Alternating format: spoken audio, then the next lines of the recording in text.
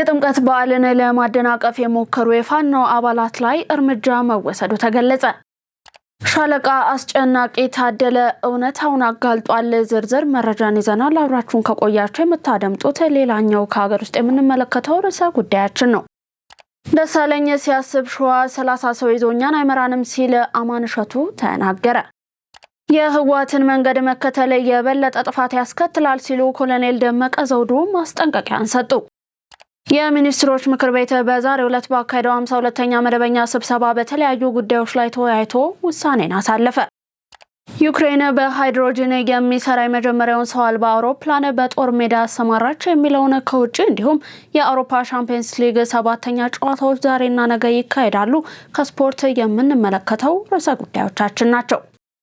ዕለተ ማክሰኞ ጥር 12 ቀን 2018 ዓ.ም ሰላም ጤና ይስጥልን። የተወደዳችሁ የመሃል ሚዲያ አድማጭ ተመልካቾቻችን እንደምን ውላችኋል? ለዛሬ ዕለተ ማክሰኞ ወደ እናንተ እንዲደርሱ ያጠናቀርናቸውን የቀን መረጃዎቻችንን ቀደም ብለን ባሻገርናቸው አበይት ነጥቦች ጀምረናል። ከመሸጋገሪያ በኋላ ስንመለስ ወደ ቀዳሚው መረጃችን እናልፋለን። ድርጅታችን ሰመር ሪል ስቴት በተወዳጁና የዲፕሎማቲክ መንደር በሆነው በእንግሊዝ ኤምባሲ በሁለት ዓመት ውስጥ የሚጠናቀቀው ሳይት ላይ የገና በዓል ምክንያት በማድረግ ለ20 ደንበኞች ብቻ በቅናሽ ዋጋ በካሬ በ74,000 ብር ብቻ የቤት ባለቤት አድርጓቸዋል። አሁን ደግሞ የደንበኞችን ጥያቄ መሰረት በማድረግ በመጪው የጥምቀት በዓል ቀድመው ለሚመጡ 10 ደንበኞች ብቻ ተጨማሪ እስከ 35% የሚደርስ ቅናሽ አዘጋጅቶ እየጠበቁት ነው። የግንባታ ዲዛይኑም ከዚህ በፊት የአድዋ 00 የሳይንስ ሙዚየምንና የህንድ ኤምባሲን በሰሩ ጉምቱ ባለሙያዎች እየተሰራ መሆኑ ቤቶቹን እጅግ ተፈላጊ አድርጓቸዋል። እነዚህም ቤቶች በ10% ቅድመ ክፍያ ከ50% የባንክ ብድር ጋር ለማስተናገድ ዝግጅታችንን ጨርሰናል። ታዲያ ምን ይጠብቃሉ? የዚህ ድል ተጠቃሚ ለመሆን ከታች ባለው ስልክ ይደውሉ። ተመልሰናል። የጥምቀት በዓልን ለማደናቀፍ የሞከሩ የፋኖ አባላት ላይ እርምጃ መወሰዱ ተገለጸ።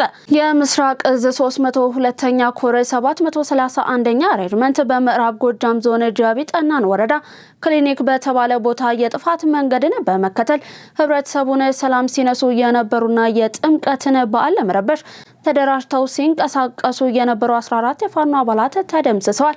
ሌሎች 14 ደግሞ መማረክ ችሏል። የታጠቁት 12 ክላሽ እና 2 የቃታ መሳሪያም በቁጥጥር ስር መዋሉ ነው የተነገረው። ደሳለኝ ሲያስብ ሸዋ 30 ሰውን ይዞኛን አይመራንም ሲል አማን እሸቱ ተናገረ። የመከታው ማሞ ምክትል የሆኑት ሙልቀን ቢራራና አማን እሸቱ እነዘመነ ባደረጉት አደረጃጀት ለደሳለኝ የሰጡትን ሹመት በከፍተኛ ሁኔታ እየተቃወሙ ነው። ይህንን አስመልክቶ የደረሰን የድምጽ ቅጂ ያለ አድምጠን እንመለስ።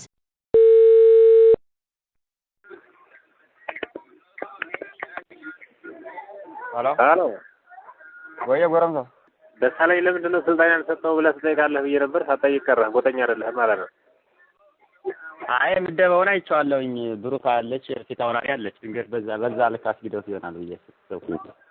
ታዲያ እሱስ ምን ሊሆን ምን አለው? ምን አሁን እሱ ምን ይመራል? ዘራናም ሻለቃ አስጨናቂ ታደለ እውነታውን አጋለጠ። በዛሬው ዕለት ምስራቅ ጎጃም ዞን የሰላምን ጥሪ ተቀብለው የገቡት የአብራጅት ብርጌድ ታጣቂ ኃይሎች መሪ የሆነው ሻለቃ አስጨናቂ ታደለ እውነታውን አጋልጧል። በመጀመሪያ የወጣ ነው ትግሉ የአማራ ህዝብን ጥያቄ የያዘ ትክክለኛ ትግል ነው ብለን ነበር። ነገር ግን የፋኖ መሪ የተባሉት የአማራ ህዝብን ጥያቄ ለህወሓትና ሻዕቢያ አሳልፈው ሰጡት ሲል የፋኖ መሪዎችን ኮንኗል። እኛም ከአማራ ህዝብ ታሪካዊ ጠላቶች ጋር በማበር የሚመለስ የአማራ ጥያቄ የለም፣ ይህ መስመር ትክክለኛ አይደለም ብለን ከ1 ዓመት በላይ ስንንከራተት የውስጥ ትግል ስናደርግ ቆይተናል በማለት የነበረውን ሂደት ተናግሯል። መሪዎቹ ይህንን የታጋዩን ጥያቄ ሳይሆን የመቀሌና የአስመራ አለቆችን ትዕዛዝ ብቻ ነበር የሚቀበሉት ሲልም እውነታውን አጋልጧል። በዚህም የተነሳ በተለጠፈ ትግል ከዚህ በላይ ህዝባችንን መካድ የለብንም ብለን ወደ ሰላሙ መንገድ ገብተናል ብሏል። የወልቃይት ጠገዴን ህዝብ ክደው ከህወሓት ጋር ጋብቻ የፈጸሙ ባንዳዎችን አደብ ለማስገዛት ተዘጋጅተናል ሲሉ ኮሎኔል ደመቀ ዘውዱ ተናገሩ። በትላንትናው ዕለት በሁመራ ከተማ ተከዜ ወንዝ ዳርቻ በተከበረው የጥምቀት በዓል ንግግር ያደረጉት ኮሎኔል ደመቀ ዘውዱ ከህወሓት ጋር ያልተቀደሰ ጋብቻ የፈጸሙ የፋኖ ኃይሎች በወልቃይት ጠገዴ ህዝብ ላይ ክህደትን ፈጽመዋል ሲሉ ኮንነዋል። ኮሎኔሉ በዘመናት ተጋድሎ የተገኘውን የወልቃይት ጠገዴ ነጻነት በባንዳዎች ተላላኪነት አይሸጥም ሲሉም ተደምጠዋል። ኮሎኔሉ አክለውም ከወያኔ ጋር ያልተቀደሰ ጋብቻን የፈጸመ የባንዳ ኃይል በተከዜ ዘብ አይበገሬ ክንድ ይቀበራል ሲሉም ተናግረዋል። ትላንት ወያኔን የሰበረ ክንዳችን ዛሬም ተላላኪዎችን አደብ ለማስገዛት ተዘጋጅቷልም ነው ያሉት። የተከዜ ዘብም የህወሓት ተላላኪዎችን ለመቅጣት በቅርቡ በአይነቱ ለየት ያለ ስምሪት በማድረግ እየተዘጋጀ መሆኑንም አሳውቋል። የህወሓትን መንገድ መከተል የበለጠ ጥፋትን ያስከትላል ሲሉ ኮሎኔል ደመቀ ዘውዱ ማስጠንቀቂያን ሰጡ። የጥምቀት በዓል በወልቃይት ዞን በተከዜ ወንዝ እየተከበረ ሲሆን በዚሁ ክብረ በዓል ላይ ኮሎኔል ደመቀ ዘውዱ ተገኝተው ማሳሰቢያና ማስጠንቀቂያ አዘል መልእክቶችን አስተላልፈዋል። ተጨማሪ አለ። የወልቃይት ጠገዴ ህዝብ አማራዊ ማንነቱን በህግ አግባብ ለማጽናት እየሰራ ነው ሲሉ ቀጥለው ዛሬም እንደ ትላንቱ አንድነታችንን አጠናክረን ልንቀጥል ይገባል ብለዋል። የወልቃይት ጠገዴ ህዝብ እውነትን ይዞ እየታከለ ያለ ህዝብ በመሆኑ ፍትህ ወዳድ ኢትዮጵያውያን የዓለም ህዝብም እውነታውን እየተረዱ ለነጻነትና ለአማራዊ ማንነታችን ስንል እየከፈልነውን የማይካድ የጅምላ ጭፍጨፋ ያውቃልን ብለዋል። በዚህም በቅርቡ በኢትዮጵያ የአሜሪካ አምባሳደር ኤርቪን ማሲንጋ በቦታው በመገኘት እያደረጉ ውይይት ማሳያ ነው ብለዋል። የአማራና የትግራይ ህዝብ በኢትዮጵያ ታሪክ ክፉንም ደጉንም አብሮ ያሳለፈ ወንድማማች ህዝብም ነው ብለዋል። በአብሮነት ለመኖር ከኛ ከወንድማማቾች ጋር በመነጋገርና በመወያየት እንጂ የህወሓትን መንገድ መከተል የበለጠ ጥፋት ያመጣል ሲሉ ገልጸውም የወልቃይት ጠገዴ ህዝብ ጎንደር አማራነቴን አጥቀሙኛል እንጂ ከትግራይ ህዝብ ጋር አብረን አንኖርም አላሉም ሲሉም ተናግረዋል። ጥምቀትን በተከዜ ወንዝ ዳርቻ ማክበራችንን እንቀጥላለን። አስተዳደራችንን አጠናክረን ነጻነታችንን በህግ አግባብ እናጸናለን። የሚያጠናክር እንጂ የሚፈርስ አስተዳደር የለም ብለው አንዳንድ አካላት ለፖለቲካ ፍጆታ ሲሉ የሚያናፍሷቸውን የተለመደ ያሉባልታ ወሬ ልናዳምጥ አይገባም ሲሉ ገልጸዋል። የሚኒስትሮች ምክር ቤት በዛሬው ዕለት ባካሄደው 52ኛ መደበኛ ስብሰባ በተለያዩ ጉዳዮች ላይ ተወያይቶ ውሳኔን አሳለፈ። በ52ኛ መደበኛ ስብሰባው የተላለፉት ውሳኔዎች የሚከተሉት ናቸው። በቅድሚያ ምክር ቤቱ የተወያየው የጉምሩክ አዋጅን እንደገና ለማሻሻል በቀረበው ረቂቅ አዋጅ ላይ ነው። በስራ ላይ ያለውን የጉምሩክ አዋጅን ለበርካታ ዓመታት እያገለገለ በመሆኑ የአዋጁን ድንጋጌዎች ዓለም አቀፍ የንግድ እንቅስቃሴ ከደረሰበት የእድገት ደረጃ ጋር ለማጣጣም በሀገራችን እያደገ የመጣውን የማኑፋክቸሪንግ ኢንዱስትሪ ልማት ለመደገፍ እንዲሁም ህጋዊ ንግድና ኢንቨስትመንትን ለማበረታታት ይቻል ዘንድ የማሻሻያ አዋጁ ተዘጋጅቶ ቀርቧል። ምክር ቤቱም በማሻሻያ አዋጅ ላይ በሰፊው ከተወያየ በኋላ ግብዓቶችን በማከለ ወደ ህዝብ ተወካዮች ምክር ቤት እንዲተላለፈ በሙሉ ድምጽ ወስኗል። በመቀጠል ምክር ቤቱ የተወያየው ለኢንቨስትመንት ስለሚሰጥ የታክስና ቀረጥ ማበረታቻ ረቂቅ ደንብ ላይ ነው። ለሀገራችን የኢኮኖሚ እድገት ከፍተኛ አስተዋጽኦ ላላቸውና ቅድሚያ ለሚሰጣቸው እንዲሁም ከፍተኛ ካፒታል ለሚጠይቁ የኢንቨስትመንት መስኮች በስራ ላይ የሚውለውን ካፒታል ከግምት ውስጥ የሚያስገባና በአፈጻጸም ላይ የተመሰረተ የኢንቨስትመንት ማበረታቻ ስርዓት መዘርጋት አስፈላጊ ሆኖ በመገኘቱ ረቂቅ ደንቡ ተዘጋጅቶ ቀርቧል። ምክር ቤቱም በደንቡ ላይ በሰፊው ከተወያየ በኋላ ግብዓቶችን በማከለ ደንቡ በፌዴራል ነጋሪት ጋዜጣ ታትሞ ከወጣበት ቀን ጀምሮ ተግባራዊ እንዲደረግ በሙሉ ድምጽ ወስኗል። በመጨረሻም ምክር ቤቱ የተወያየው የኢንተርፕረነርሺፕ ልማት ረቂቅ ፖሊሲ ላይ ነው። ፖሊሲው በኢንተርፕረነርሺፕ ዘርፍ የሚከናወኑ ተግባራት ቀጣይነት ኖሯቸው ለሀገራዊ የልማት ግቦች ስኬት ሚናቸውን እንዲወጡ የፈጠራ ባህልንም ለማጎልበትና እሴትን ለመጨመር የሚያስችል ምቹ የኢንተርፕረነርሺፕ ስነ ምህዳር ለመገንባት እንዲቻል ተዘጋጅቶ ቀርቧል። ምክር ቤቱም በፖሊሲው ላይ በሰፊው ከተወያየ በኋላ ግብዓቶችን በማከል ፖሊሲው በሚኒስትሮች ምክር ቤት ከጸደቀበት ከጥር 12 ቀን 2018 ዓ.ም ጀምሮ በስራ ላይ እንዲውል በሙሉ ድምጽ ወስኗል። ከግማሽ ሚሊዮን በላይ የመንግስት የጤና ዘርፍ ባለሙያዎችና ድጋፍ ሰጪ ሰራተኞችን ተጠቃሚ የሚያደርገው የማህበራዊ የጤና መድህን ስርዓት በያዝነው ጥር ወር 2018 ዓ.ም ጀምሮ ተግባራዊ እንደሚሆን የኢትዮጵያ የጤና መድህን አገልግሎት አስታወቀ።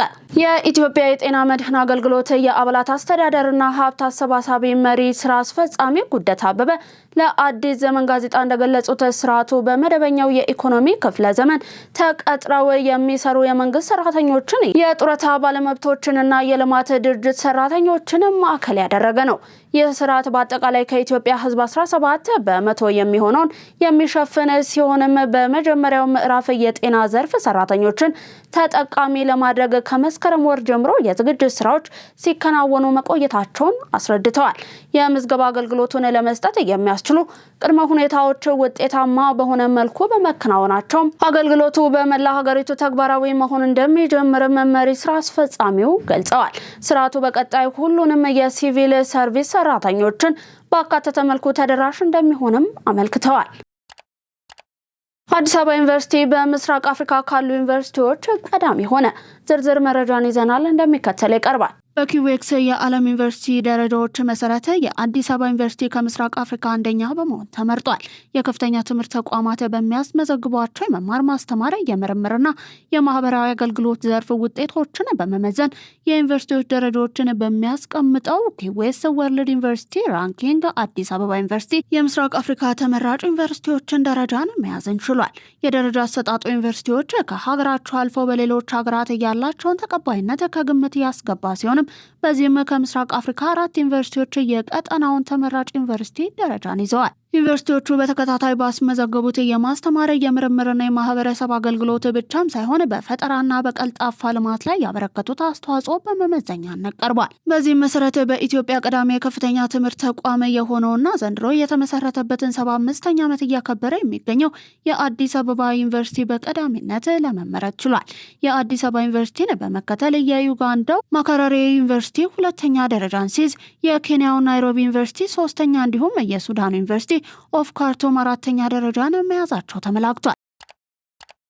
የዳንጎቴ ግሩፕ የ350 ሚሊዮን ዶላር የማስፋፊያ ስምምነትን ተፈራረመ። ዳንጎቴ ግሩፕ ከህንድ ኢንጂነሪንግ ኢንዲያን ሊሚትድ ጋር በሌጎስ የሚገኘውን ዋና ማጣሪያና ሜትሮ ኬሚካል ለማስፋፋት የ350 ሚሊዮን ዶላር የማስፋፊያ ስምምነትን አድርጓል። የማስፋፊያ ግንባታው የነዳጅ ማጣሪያውን አቅም በቀን ከ650 ሺህ ወደ 1.4 ሚሊዮን በርሜል ያሳድገዋል። ይህም በዓለም ላይ ካሉ ትልቅ ባለ አንድ ቦታ ማጣሪያ ፋብሪካዎች ተርታ እንዲመደብም ያደርገዋል። በሌኪ ፍሪ ዞን የሚገኘው የዳንጎቴ ማጣሪያ ናይጄሪያ ከነዳጅ ማስመጣት ጥገኝነት ወደ የተጣራ የነዳጅ ምርቶች አምራችና ላኪነት መሸጋገሯን ያሳያል። ፕሮጀክቱ የፔትሮኬሚካል ምርትንም ያሳድጋል ተብሏል። በአዲስ አበባ ከተማ አስተዳደር በተለያዩ አደጋዎች ምክንያት የመክፈል አቅማቸው ለተዳከመ ግብር ከፋዮች የታክስ ቅጣት ማንሳትን ጨምሮ የተለያዩ የድጋፍ እርምጃዎች እየተወሰዱ መሆኑን የመዲናዋ ገቢዎች ቢሮ አስታወቀ። የቢሮ የታክስ ዕዳ አስተዳደር ዳይሬክተር ንብረት በሪሁን በሰጡት ጋዜጣዊ መግለጫም እንደተናገሩት ግብር ከፋዮች ከንግድ ስርዓቱ ሳይወጡ ስራቸውን እንዲቀጥሉ ለማስቻል ቢሮ ድጋፍ እያደረገ ይገኛል ብለዋል። በተለይም በጎርፍ፣ በመሬት መንቀጥቀጥ፣ በእሳት አደጋና በተለያዩ ምክንያቶች ኢኮኖሚያዊ አቅማቸው ለተዳከመ እንዲሁም በልማት ምክንያት የስራ ቦታቸው ለተነሳባቸው ነጋዴዎች የቅጣት ማንሳትና የክፍያ ጊዜ ማራዘም ስራ እየተሰራ መሆኑን አብራርተዋል። ባለፉት 6 ወራት በዋናው ቢሮ ብቻ ለ262 ግብር ከፋዮች 579 ሚሊዮን ብር የሚጠጋ የታክስ ቅነሳ መሰረዙን ዳይሬክተሩ ገልጸዋል። በተጨማሪም ዕዳቸውን በአንዴ መክፈል ለማይችሉ 170 ግብር ከፋዮች ከ6 እስከ 24 ወራት የሚደርስ የክፍያ ጊዜ መፈቀዱንም ጠቁመዋል። ተመሳሳይ ችግር ያለባቸው ሌሎች ነጋዴዎች ተገቢውን መረጃ ካቀረቡ የታክስ ቅጣት ሙሉ በሙሉ ሊነሳላቸው እንደሚችልና በልዩ ሁኔታ ታይቶ ተጨማሪ የክፍያ ጊዜ እንደሚሰጣቸውም የተመላከተው። ወደ መሃል ሚዲያ አድማጭ ተመልካቾቻችን እየተመለከታችሁ የምትገኙት ለዛሬ ዕለተ ማክሰኞ ወደ እናንተ እንዲደርሱ ያጠናቀርናቸውን የቀን መረጃዎቻችን ነው። ከባህር ማዶ ወደ ያዝናቸው አለፍን።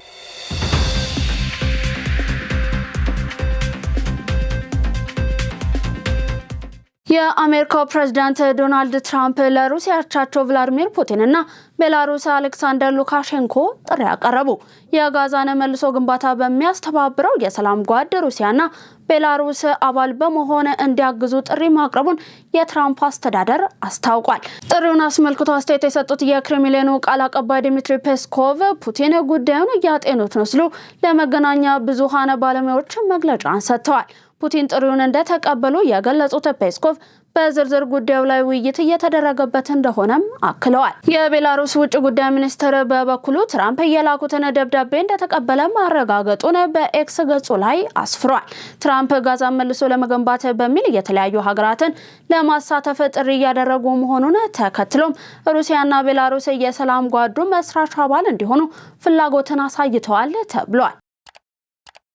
ዩክሬን በሃይድሮጅን የሚሰራ የመጀመሪያውን ሰው አልባ አውሮፕላን በጦር ሜዳ አሰማራች።